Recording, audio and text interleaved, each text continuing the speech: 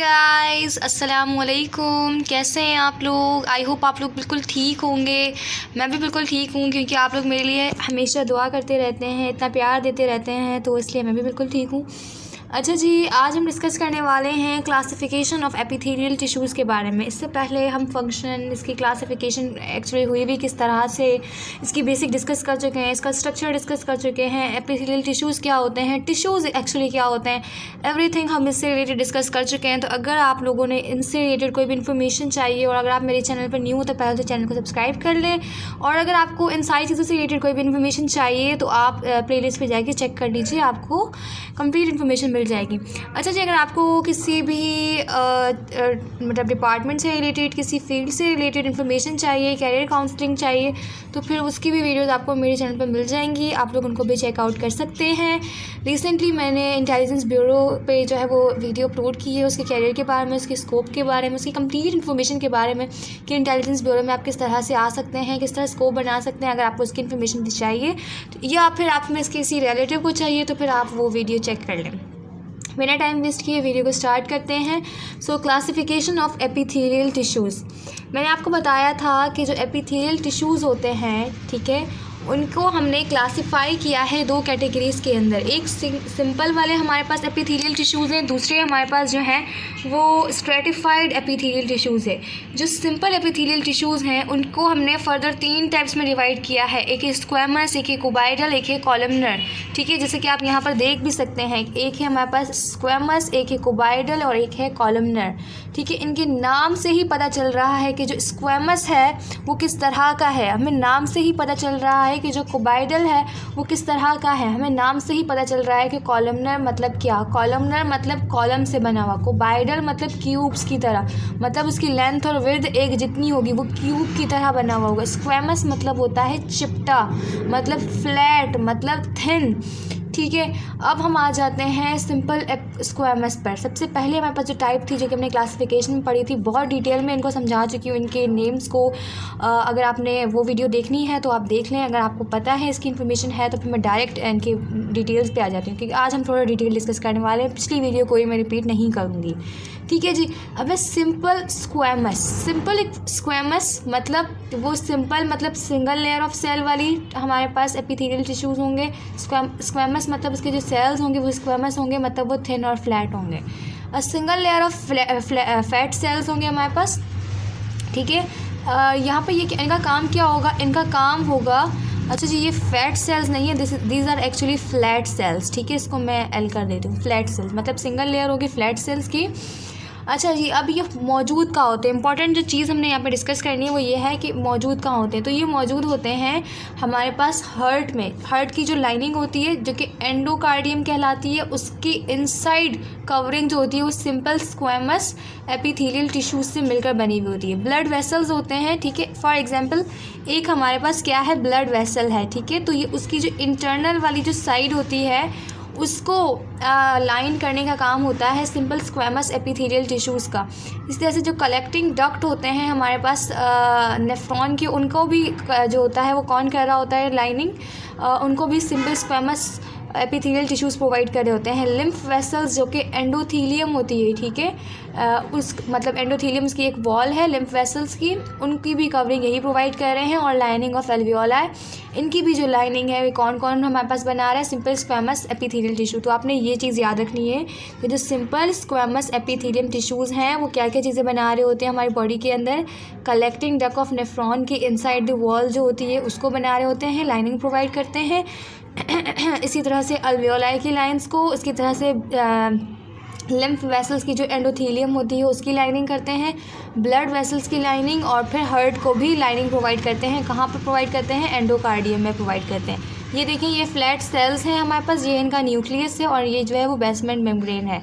ठीक है, अच्छा जी, ये कहाँ पे इन्वॉल्व होते हैं, ये एक्टिवली इन्वॉल्व होते हैं ट्रांसपोर्ट बाय डिफ्यूजन। आपने यहाँ पे देखा ये सारी वेसल्स, जैसे ब्लड वेसल्स, लिम्फ वेसल्स, फिर एल्वियोलाई और कलेक्टिंग डक्ट, ये सारी वो जगहें हैं जहाँ पर सिंगल लेयर ऑफ सेल भी तो मौजूद है और वहाँ पर फ्लैट सेल्स मौजूद है। मतलब वहाँ की जो लाइनिंग हो जाएगी वो बहुत पतली हो जाएगी। पतली होने की वजह ये है ताकि डिफ्यूजन के ज़रिए वहाँ पर ट्रांसपोर्ट का काम हो सके। ठीक है, ताकि ट्रांसपोर्ट का मैकेनिज़्म ईजीली हो सके, तो ये वाला सीन इसलिए है। ठीक है। अब आ जाते हैं सिंपल कोबाइडल एपिथेलियम की तरफ। तो क्यूब्स की तरह होगी, मतलब क्यूब लाइक सेल्स होंगे हमारे पास और सिंगल लेयर ऑफ सेल्स होंगे।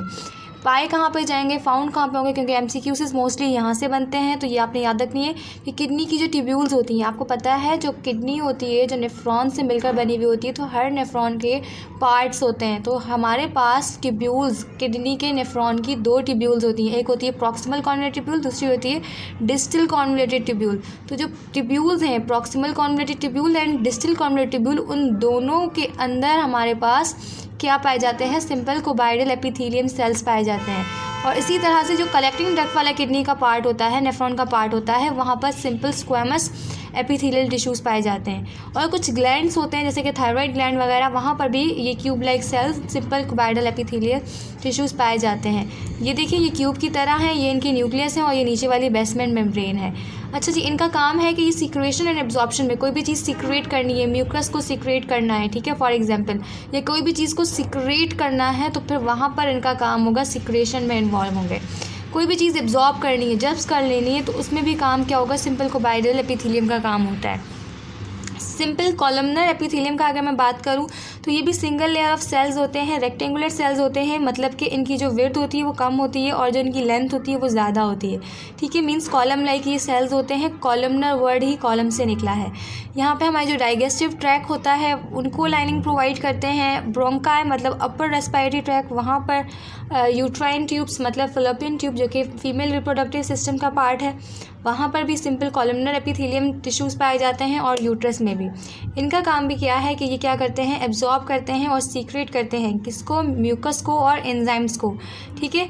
अब म्यूकस क्या है, जो कि रेस्पिरेटरी ट्रैक में मौजूद होता है, ठीक है, उसका जो कि गॉबलेट सेल से मिलकर बना हुआ होता है। रेस्पिरेटरी ट्रैक में अंदर गॉबलेट सेल्स होते हैं, ठीक है। इनका काम होता है कि ये मतलब मॉइस्ट रखे वहाँ के इन्वायरमेंट को, और कोई भी अगर फॉरेन बैक्टीरिया वगैरह है तो उसको ट्रैप कर ले, ठीक है। ये आपको दिख रहा होगा कि यहाँ पर एक बेसमेंट मेम्ब्रेन सेल और न्यूक्लियस के अलावा यहाँ पर आपको एक माइक्रोविलाई टाइप स्ट्रक्चर दिख रहा होगा, सीलिया टाइप स्ट्रक्चर दिख रहा होगा।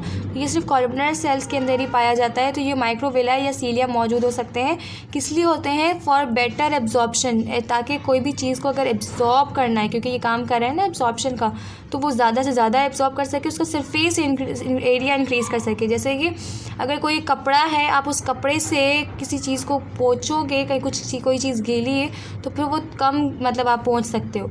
अगर आप टॉवल से, क्योंकि उसके पास बहुत सारे ऐसे स्ट्रक्चर्स लगे हुए होते हैं, तो वो जल्दी से मतलब वो उसको पोंछ लेगा, ठीक है ना। तो सिंपली वहाँ पर क्या है, माइक्रोविलाइज टॉवल पर मौजूद है या सीलिया टाइप इसका स्ट्रक्चर टाइप कुछ मौजूद होता है, तो उसका सरफेस एरिया इंक्रीज़ कर लेता है, जिसकी वजह से वहाँ पे जो एब्जॉर्प्शन होती है वो अच्छी हो जाती है, ठीक है। माइक्रोविलाई और सीलिया में डिफरेंस क्या है वो देख लेते हैं। तो माइक्रोविलाई जो होते हैं वो सिंपली इन फोल्डिंग्स होती हैं, मतलब अंदर की तरफ से फोल्डिंग्स होती हैं, इस तरीके से इन फोल्डिंग्स होती हैं, ठीक है।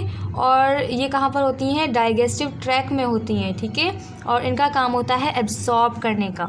सीलिया जो होते हैं ये हेयर लाइक स्ट्रक्चर्स होते हैं, ठीक है, मतलब एक चीज़ है उसके ऊपर हेयर लाइक स्ट्रक्चर्स लगे हुए हैं, ठीक है। और ये ब्रोंकाई में मौजूद होता है और यूट्राइन ट्यूब में मौजूद होते हैं, मतलब फैलोपियन ट्यूब में। इनका काम होता है किसी चीज़ को डिटेक्ट करना, ठीक है, फिर उसको सेंस करना कि क्या चीज़ है, कैसी है, क्यों है, फिर उसको ट्रांसपोर्ट करना, ठीक है, ये काम होते हैं। और फिर ये प्रोपेल्स का काम भी करता है, ठीक है ना, प्रोपल्जन का काम भी इसका होता है। तो simple columnar epithelium tissues, simple cuboidal epithelium tissue और simple squamous epithelial tissues discuss कर लिया। अब हम आ जाते हैं स्ट्रेटिफाइड एपिथेलियम टिश्यूज़। स्ट्रेटिफाइड्स के नाम से पता चल रहा है कि सेल्स की मल्टीपल लेयर्स होंगी। स्क्वैमस से पता चल रहा है कि सेल्स होंगे वो फ्लैट होंगे, ठीक है। अच्छा जी, it is compose of several layer of cells, ठीक है, बहुत सारी लेयर होंगी सेल्स की। In the deepest layer there are mainly columnar cell. तो हमारे पास अब यहाँ पे क्या है, लेयर्स बहुत सारी हैं। तो ये जो नाम हमने स्क्वैमस, कोबाइडल एंड कॉलमनर रखे हैं ना स्ट्रेटिफाइड में, वो हमने ऊपर वाली जो ऊपर वाली लेयर होगी ना सेल की, सबसे ऊपर वाली लेयर उसकी बेस पे रखे, ये जो ऊपर वाली लेयर होगी। तो ऊपर वाली लेयर इसमें स्क्वैमस होगी, नीचे इस हमारे पास स्ट्रेटिफाइड स्क्वैमस एपिथेलियम के अंदर मेनली, ज़रूरी नहीं कि कॉलमनर सेल्स हों, बट मेनली हमारे पास कॉलमनर सेल्स होते हैं, मतलब नीचे नीचे कौन से होंगे, कॉलमनर सेल्स होंगे, ठीक है। And as they grow towards the surface they become flattened and are shed off. जैसे जैसे ये ग्रो होते जाएंगे, ठीक है ना, ये ख़राब हो गए, ये शेड ऑफ हो गए, ये ऊपर आते जाएंगे, तो फिर से ये क्या होते जाएंगे, फ्लैटेंड होते जाएंगे, ठीक है ना, मतलब वेयर एंड टेयर का काम हो रहा है। सही है। अब हमारे पास क्या है कि जो हमारे पास स्ट्रेटिफाइड स्क्वेमस एपिथेलियम है, ये हमारे पास प्रोटेक्शन का काम करती है, मतलब चीज़ों को रिपेयर करने का काम करती है। यहीं से आपको पता चल गया होगा कि नीचे अगर कॉलमनर सेल्स हैं वो ऊपर की तरफ आते जाएंगे और वो फ्लैट होते जाएंगे, मतलब ऊपर के सेल्स झड़ते जा रहे हैं, तभी नीचे वाले ऊपर की तरफ आ रहे हैं, तो मतलब वियर एंड टेयर का काम हो रहा है, तो मतलब ये प्रोटेक्शन कर रही है, रिपेयर कर रही है चीज़ों को। तो हमारे पास स्ट्रेटिफाइड स्क्वेमस एपिथेलियम दो तरह की होती है, एक केराटिनाइज्ड होती है और एक नॉन केराटिनाइज्ड होती है। ये ड्राई सरफेसेस पे मौजूद होती है, ठीक है, ये भी वेयर एंड टेयर में काम करती है, लेकिन ये वेयर एंड टेयर पे तो काम कर रही है, लेकिन ये मॉइस्ट सरफेसेस पे मौजूद होती है, ठीक है। अब ड्राई सरफेसेस में हमारे पास क्या चीज़ें आ जाती हैं, क्योंकि ये वाटर प्रूफ कवरिंग प्रोवाइड कर रही है, रेजिस्टेंस प्रोवाइड कर रही है हमें कुछ चीज़ों के खिलाफ, ठीक है। प्रोटीन की बनी हुई है, तभी पर प्रोटीन मतलब इसके अंदर प्रोटीन होती है, कौन सी, केराटिन प्रोटीन होती है इसके अंदर, ठीक है ना। The cells the surface layer have lost nuclei and contain protein keratin. इसके अंदर न्यूक्लियस नहीं होगा, ठीक है, और ये क्या कर रही होगी, वाटर प्रूफ कवरिंग प्रोवाइड कर रही होगी, रेजिस्टेंस प्रोवाइड कर रही होगी, क्योंकि इसकी प्रोटीन कौन सी इसके अंदर मौजूद है, केराटिन मौजूद है। अच्छा जी, जैसे हमारे स्किन्स हैं, हेयर हैं एंड नेल्स हैं, ये वहाँ पर हमारे पास केराटिनाइज्ड स्ट्रेटिफाइड एपिथेलियम टिश्यूज़ मौजूद होते हैं। ड्राई सरफेसेस हैं ये हमारी, वेयर एंड टेयर का काम होता है, बाल उतरते हैं नए आते हैं, नल उतरते हैं नए आते हैं, स्किन उतरती है नई आती है, ठीक है। तो ये हमारे पास एक तरह से प्रोटेक्शन भी दे रही है, रिपेयर भी हो रही है चीज़ें, और ये सारी चीज़ें वाटर प्रूफ होती हैं, और ये हमारे पास प्रोटीन केराटिन की मिलकर बनी हुई होती हैं। अब आ जाते हैं हम नॉन केराटिनाइज्ड एपिथेलियम कर। ये प्रोटेक्ट तो कर रही है, प्रोटेक्शन तो प्रोवाइड कर रही है, बट ये मौजूद है मॉइस्ट सरफेसेस के ऊपर, ये भी काम करती है वेयर एंड टेयर में, ठीक है, मतलब हमारे बॉडी ऑर्गन्स को ड्राई होने से बचाती है, जैसे कि आइज़ के अंदर मौजूद होती है। हमारे पास क्या है कि हमारे पास ये आइज़ के अंदर मौजूद है, और conjunctiva, lining of mouth, pharynx, oesophagus and vagina, ये कुछ एरियाज़ है जहाँ पे मौजूद है। ये जो कंजेक्टिवा है ये हमारे पास आइज़ में मौजूद होता है, मतलब इसके किसी एरिया का नेम है। इसी तरह से लाइनिंग ऑफ माउथ की जो लाइनिंग्स होती हैं मुंह की, हमारी फेरेंक्स जो होता है हमारे पास, इसोफिगस जो होता है, और वेजाइना जो होता है, इन सबको कवरिंग प्रोवाइड कर रही है नॉन केराटिनाइज्ड एपिथेलियम टिश्यू, जो कि स्ट्रेटिफाइड स्क्वेमस एपिथेलियम टिश्यूज़ की टाइप है, और ये मॉइस्ट जगह पे मौजूद होती है, ठीक है। यहाँ पर इसकी थोड़ी सी डायग्राम बनी हुई है। नीचे से कॉलमनर सेल्स हैं, बीच में कोई से भी हो सकते हैं, फिर से कॉलमनर आ सकते हैं, फ्लैट भी हो सकते हैं, या कोबाइडल भी हो सकते हैं, बट मेनली ऊपर जो होंगे वो हमारे पास स्क्वेमस ही होंगे, ठीक है।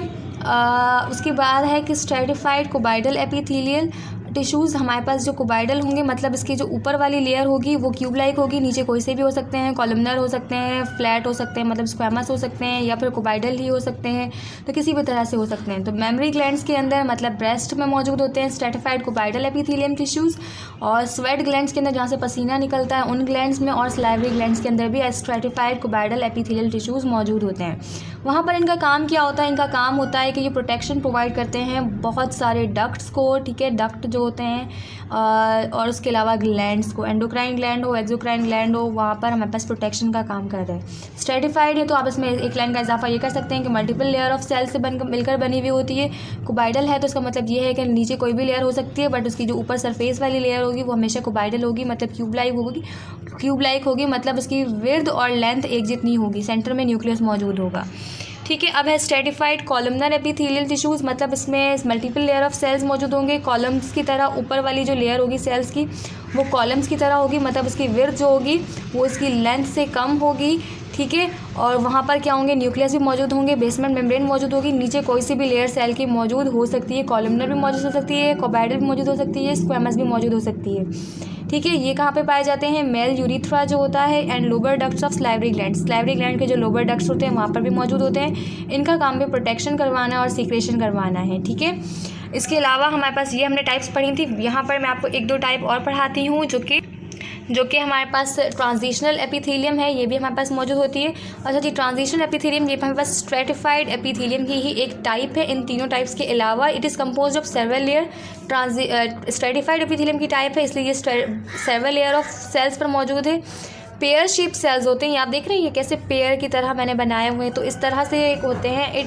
It line several part of urinary track, हमारा जो यूरिनरी ट्रैक होता है उनको लाइनिंग प्रोवाइड कर रहे होते हैं, जैसे ब्लैडर है। और ये हमारे पास मतलब जब यूरिन बन जाता है, उसकी फॉर्मेशन हो जाती है, तो फिर यूरिनरी ब्लैडर की स्ट्रेचिंग करने के लिए या फिर जो है उस मतलब स्ट्रेचिंग करने के लिए या फिर रिलैक्स करने के लिए काम आ रहा होता है। ठीक है, ये हमारे पास स्ट्रेच्ड ट्रांजिशनल स्ट्रेटिफाइड एपिथेलियम है, मतलब ये स्ट्रेच्ड हुई हुई है और ये रिलैक्स्ड है। ठीक है, जब फिल हो जाता है ब्लैडर तो फिर वो स्ट्रेच हो जाती है, और जब वो फिल्ड नहीं होता तो वो रिलैक्स हो जाती है हमारे पास।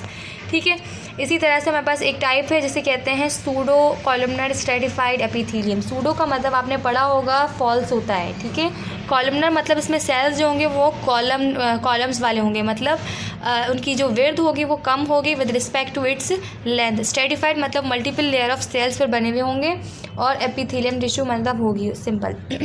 अब यहाँ पे क्या है कि ये क्या होते हैं, ये दिख ऐसे रहे होते हैं, मैंने यहाँ पे लिखा हुआ है कि having single layer of columnar sales. इनके पास क्या होगी, single layer of columnar sales की होती है, लेकिन ये ऊपर से अपीयरेंस ऐसे शो कर रहे होते हैं जैसे ये मल्टीपल लेयर से बने हुए होते, सिंगल लेयर ऑफ सेल से मिलकर बने हुए हैं, लेकिन अपीयरेंस ऐसे शो करते हैं जैसे मल्टीपल लेयर ऑफ सेल से बने हुए हैं। ठीक है, क्योंकि इनके जो न्यूक्लियस होते हैं ये एक जगह पर है नहीं, क्योंकि मतलब अगर ये यहाँ है, ये यहाँ है, तो ये भी यहाँ होता है, ऐसे ऐसे ऐसे किसी एक पर्टिकुलर जगह पे नहीं है। तो इसलिए इनके सेल्स की अपीयरेंस ऐसी होती है कि ये मल्टीपल लेयर से बने हुए हों, लेकिन बने हुए सिंगल लेयर ऑफ सेल्स से होते हैं। तो मतलब ये फॉल्स अपीयरेंस दे रहे होते हैं, दिखावा कर रहे होते हैं कि ये स्ट्रेटिफाइड है, बट ये स्ट्रेटिफाइड होते नहीं है, इसलिए इनका नाम है सूडो कॉलमनर स्ट्रेटिफाइड एपिथेलियम। ठीक है, ये कहाँ पर मौजूद होते हैं, ये मौजूद होते हैं प्रेजेंट इन रेस्पिरेटरी ट्रैक, हमारा जो रेस्पिरेटरी ट्रैक है जहाँ से हम सांस लेते हैं, nasal cavity, trachea and bronchi में। ठीक है, और सेल्सिलिया जो है वो प्रेजेंट हो भी सकते हैं, नहीं भी हो सकते। ठीक है, so this was all about classification of epithelial tissues. हमने simple and stratified epithelial tissues दोनों के बारे में कम्प्लीटली डिस्कस किया। मैंने कोशिश की कि आपको बहुत अच्छे से ईजी वे से समझाऊँ।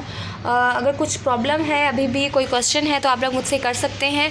मैं आपको ये बताती चलूँ कि इसकी क्लासिफिकेशन की बहुत इजी तरीके से मैंने आपको इससे लास्ट वीडियो में समझाया था, ताकि आपको समझ आ जाए कि किस तरह से डिवाइड किया हुआ है, इनकी बेसिक समझा दी थी।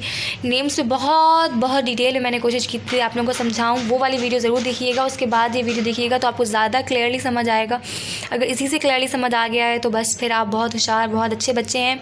ठीक है जी, अपना आप लोगों ने बहुत सारा ख्याल रखना है। इस वीडियो को अपने फ्रेंड्स के साथ शेयर करना मत भूलिएगा, और आप लोगों की सपोर्ट की ज़रूरत है, हमेशा रहती है। सपोर्ट करते रहा करें, कॉमेंट करते रहा करें, लाइक करते रहा करें, अपने फ्रेंड्स के साथ मेरी वीडियोस को शेयर करना मत भूला करें। अपना बहुत सारा ख्याल रखिएगा, दुआ में याद रखिएगा। अल्लाह हाफ़िज़।